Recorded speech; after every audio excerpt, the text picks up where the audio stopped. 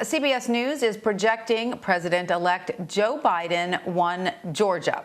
Right now, Georgia's vote is under a recount. It is likely to be the site of a showdown for Senate control in January. CBS News is also projecting President Trump as the winner of North Carolina. That is the final state to swing the president's way.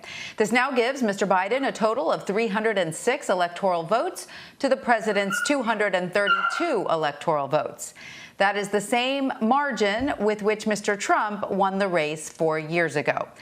So let's bring in Sean Sullivan now. He's a CBSN political contributor and national politics reporter for The Washington Post. Hi, Sean. Great to see you. So Georgia is in a recount, and the two Senate races are going to a runoff. But why did it take so long for North Carolina to finally be called?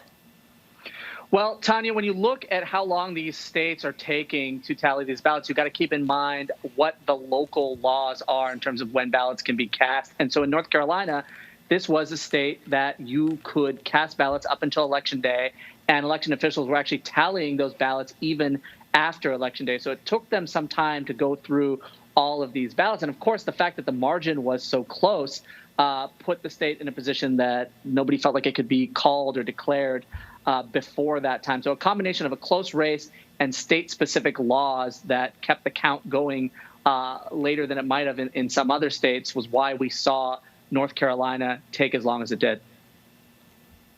And so how much focus can move to Georgia now that the presidential race looks more settled? A huge amount of focus in both parties right now is centering in Georgia. This is the premier place. This is sort of the epicenter of political combat right now for the two parties. You're starting to see on both sides these parties ramp up.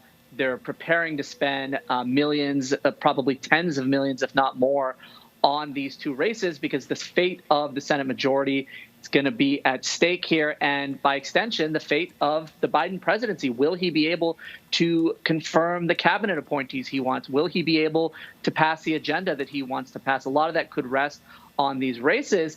And, you know, the fact that this is happening in a state that was so closely divided, we see the margin right there.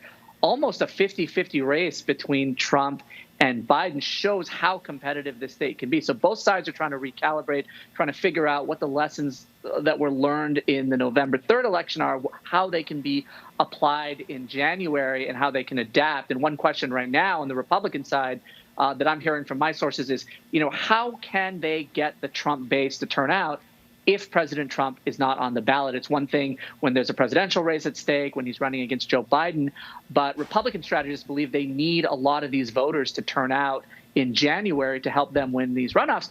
But what will happen with Trump not on the ballot? So that's something they are trying to look at right now.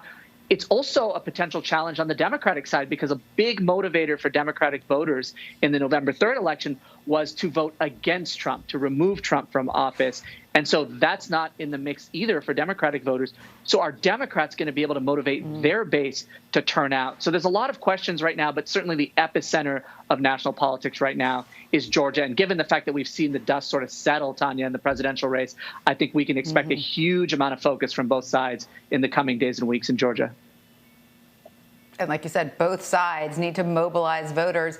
Talk to us about how significant it is that Georgia has gone to a Democratic presidential candidate, something that the state has not done since 1992 when it went to Bill Clinton.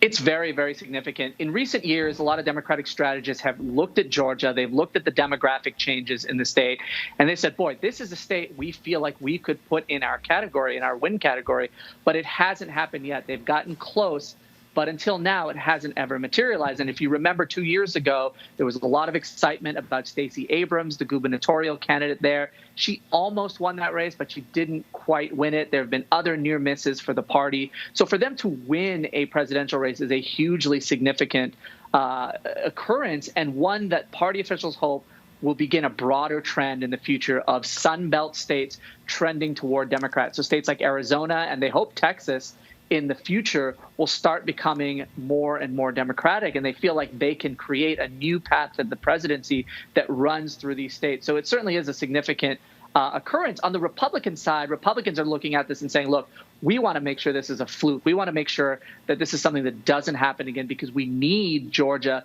to protect our majorities. We need Georgia at the presidential level. So the question moving forward is this sort of a one-off, or do we start to see Georgia become very, very competitive at the presidential level? All indicators are that it is headed toward the direction of being competitive for years to come. And Sean, yesterday, CBS News projected Arizona for President-elect Biden, and the Trump campaign abandoned a lawsuit there. What's your take on all of these legal challenges? Are they just one by one running their course? Well, it looks right now that they are not making a lot of headway with any of these legal challenges. It's not looking likely that in any of these states where they are putting up these legal challenges that they're going to be able to overturn these margins. Even Republicans will privately acknowledge, look, this is too steep a hill to climb in a lot of places. And when you look at a state like Arizona, that's a really significant win for Joe Biden. This is another Sun Belt state, as we talked about, that was a Republican state, that was a Trump state, a state where John McCain was senator for a long time, where Senator Jeff Flake was senator, a very conservative senator there.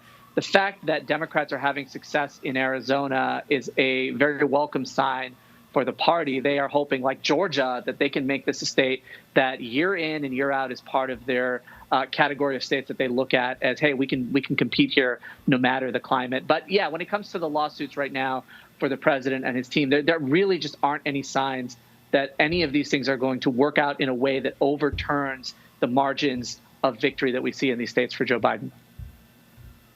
All right. Well, Sean Sullivan, thank you so much with the latest on the 2020 election. We appreciate it.